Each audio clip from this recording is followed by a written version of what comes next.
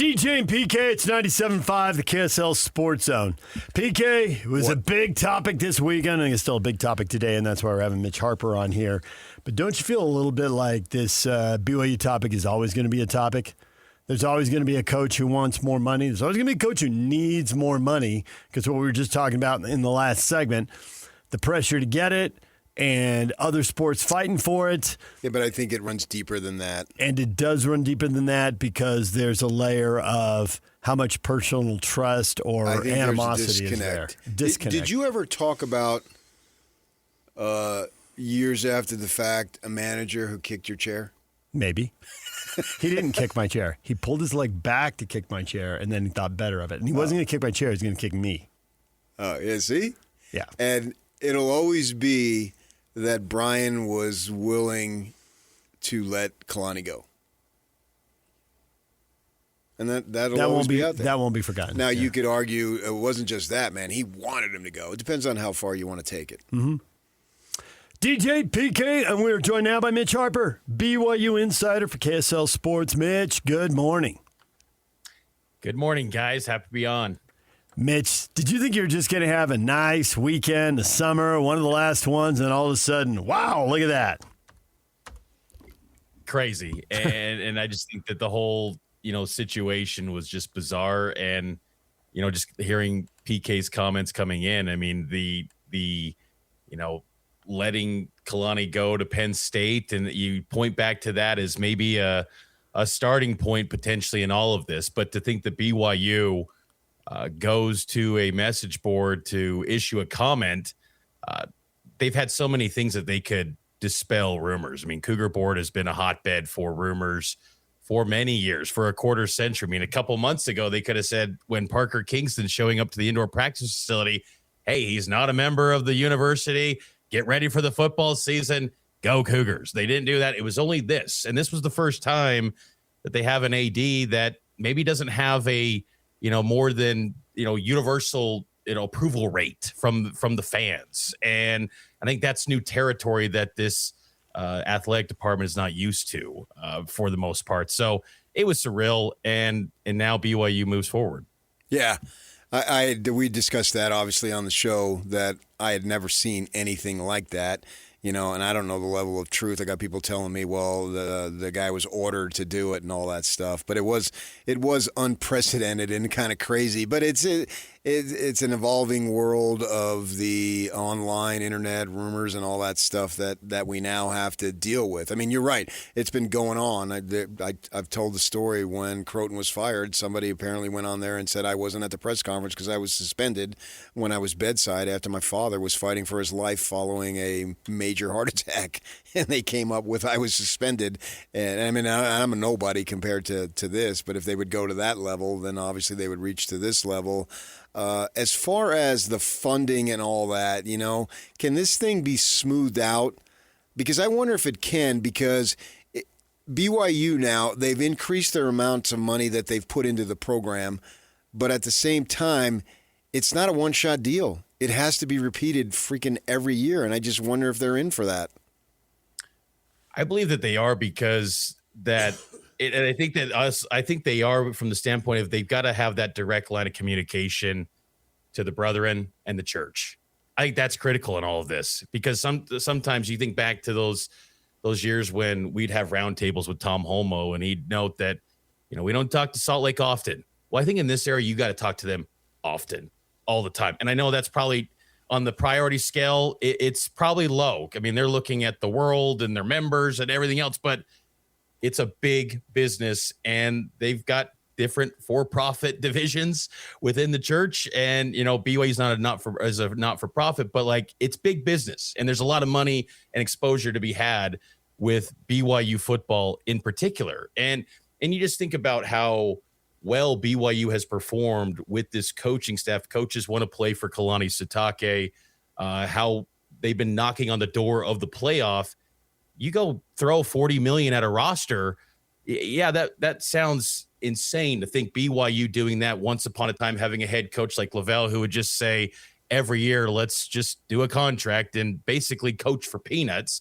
But if you do that, I mean, I think this coaching staff's equipped to get you to a playoff, and probably the return on investment is just tenfold and then some. I mean, so the money back. And I just think also, too, BYU has made it clear they want to play at the highest levels of college sports. And you can't help but think that there's going to be a shift at some point. I think this Big 12 situation is great for BYU. They love the Big 12.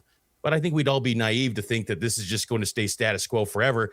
You got to always be investing at the highest level because you never know when this thing's going to shift, and you want to be having a seat at that table, whatever that looks like, the final form of college football. And so I just think it's the direct line to Salt Lake, I think, is important more than ever when it comes to BYU's athletic department.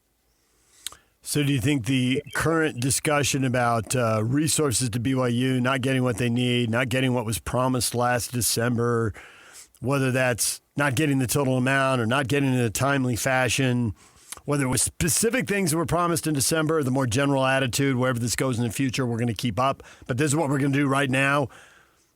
Do you think that's going to get worked out, or is this going to continue to bubble? Is it going to be kept at a simmer, best case scenario? I would say that it has to be figured out because we've seen, it was knocking on the door where Kalani's got 1 foot out. I mean, probably even more than 1 foot out. It was almost a done deal. And I really think the timing of that Big 12 championship game was probably a big reason why it all worked out, because had there been no game that week and having practices and public facing scrutiny, maybe this doesn't, get that love bomb as Kalani referenced. He could have been gone already. So it was so close to the brink. And BYU, your coaching pool is so small to begin with. When you've got a coach that's the right guy and navigated some really, not ideal situations where he's handed an offensive coordinator to begin. And really, I mean, the scrutiny of win or go home, basically, with 2019 and the extensions. I think you got to do right by him. I think he's done a really good job. He's universally beloved coaching in the Big 12 and college football. This is the right guy for BYU football, and he wants to be at BYU. So I think they've got to figure it out, because if not, it's clearly shown that he'll engage in these conversations. And I think it's a bit interesting.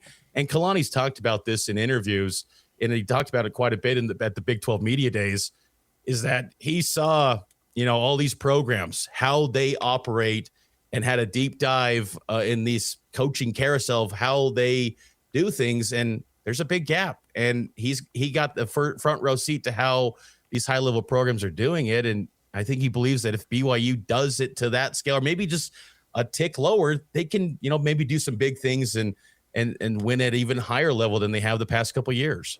How about the idea that basketball is receiving more money? That's got to stick in his craw. Yeah, I mean, basketball, that roster was expensive last year, whatever the official number was. You just kind of go through it. I mean, on the low end, an AJ DeBonsa, about $4 or $5 million, depending on what number you believe, and 3.5 was thrown around for Rob Wright. Richie Saunders was getting north of $1 million. I mean, right there, you're talking, close to 10.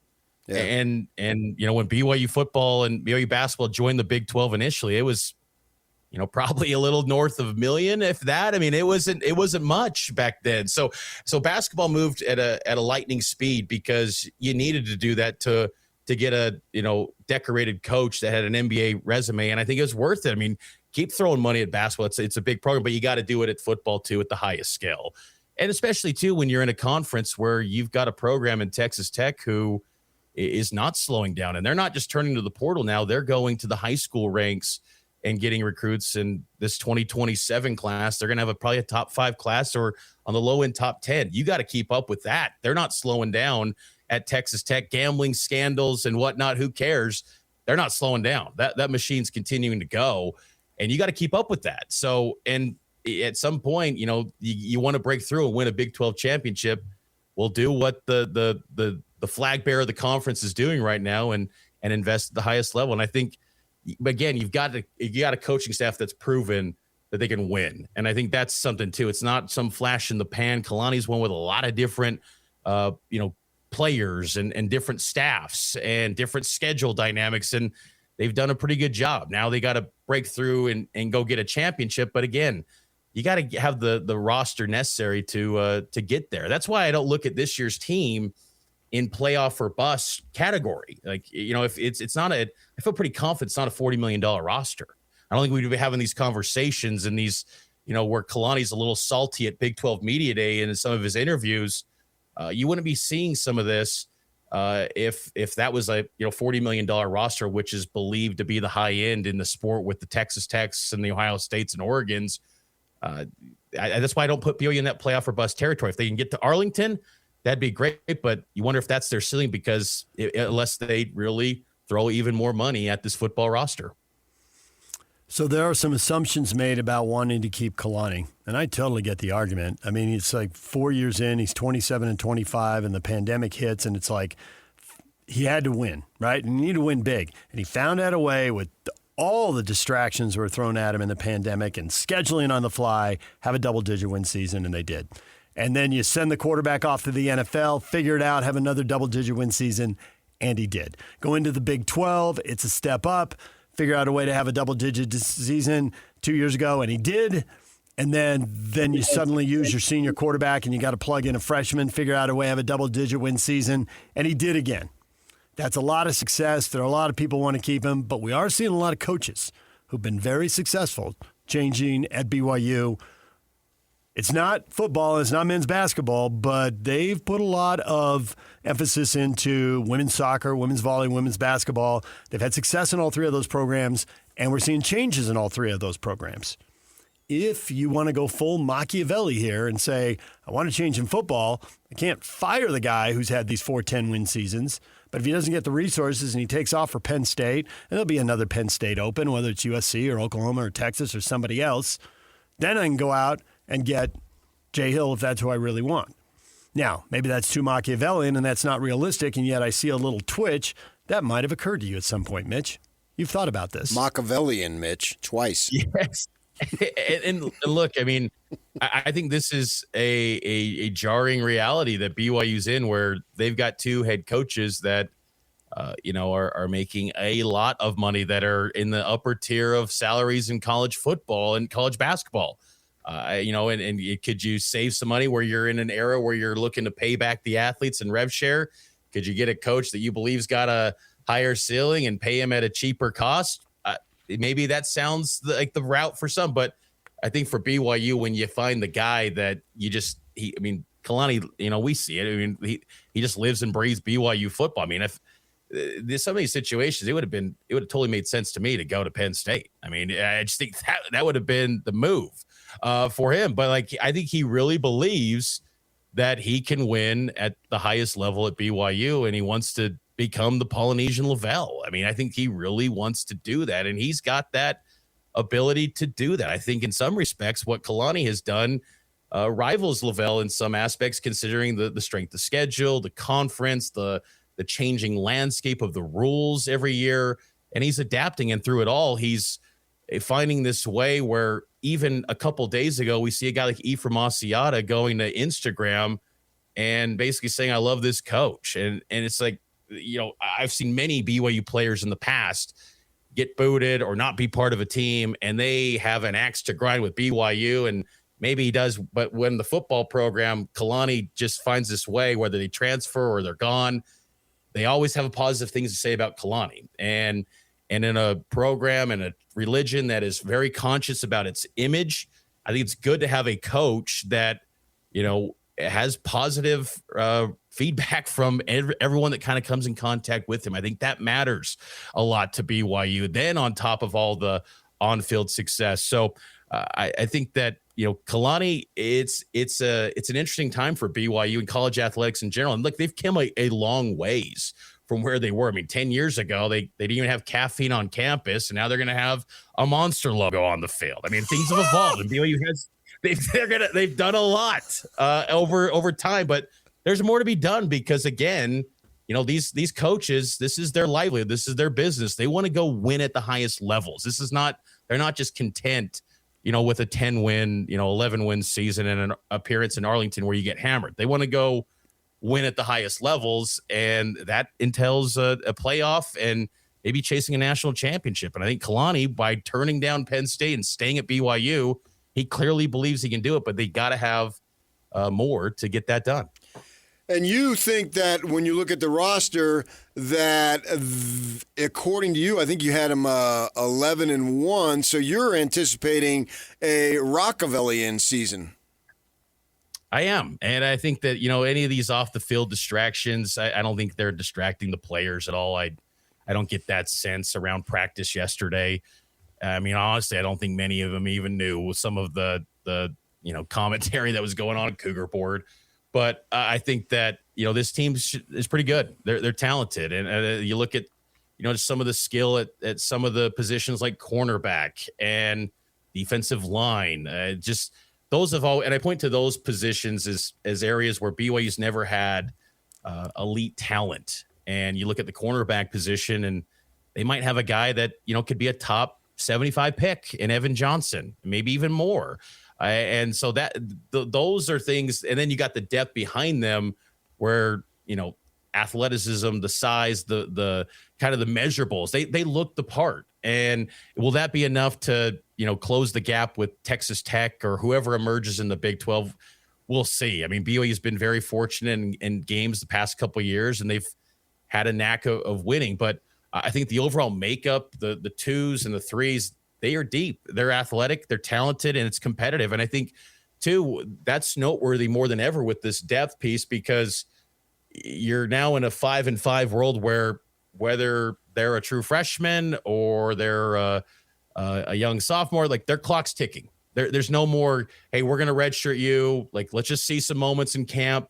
No, you got to perform, whether it's kickoff team, they've got to play, all these guys, and roster spots are more valuable than ever. So, and they look pretty good from 1 to, I'd say about 95 is where you feel really, really good. I think they're really deep. The last 10 spots, obviously you want to continue to improve those, but it's a good football team. And I think that they've got a schedule that sets up well to give them the ability to be in the national conversation throughout. Tim Brando, Fox Sports, had him just on the outside of the playoffs looking in. What do you think the odds are it's going to look like the last couple of years?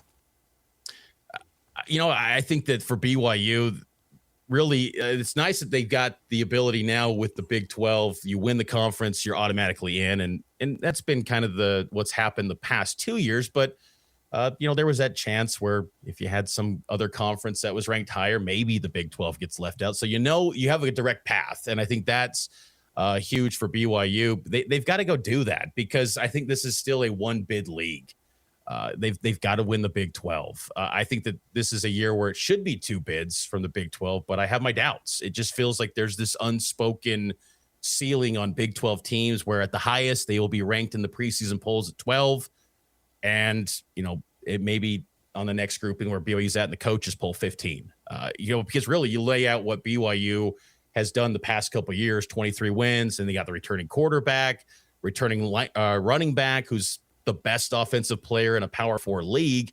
You say those things out loud, you say that's probably a top 10 team. But the Big 12 just hasn't shown itself well in the playoff. And I think that loss that Texas Tech had really plays a role in preseason narratives of teams. But I think BYU, I think they get to Arlington. And at that point, I'm really high on Texas Tech still, even without Sorsby. So I still kind of default to them as the Big 12 champ this season, because I think their defense hasn't gone away for Texas Tech. I mean, they've retooled the machine, and I think their evaluations have been hitting it out of the park. That's why they had 9 NFL draft picks this past April. So I still default to them, and I think BYU could be 60 minutes away from the playoff, but I don't think they get an at-large. I don't. I think that they would be 11-1, and they would be left out depending on what if they lose that Big 12 championship game.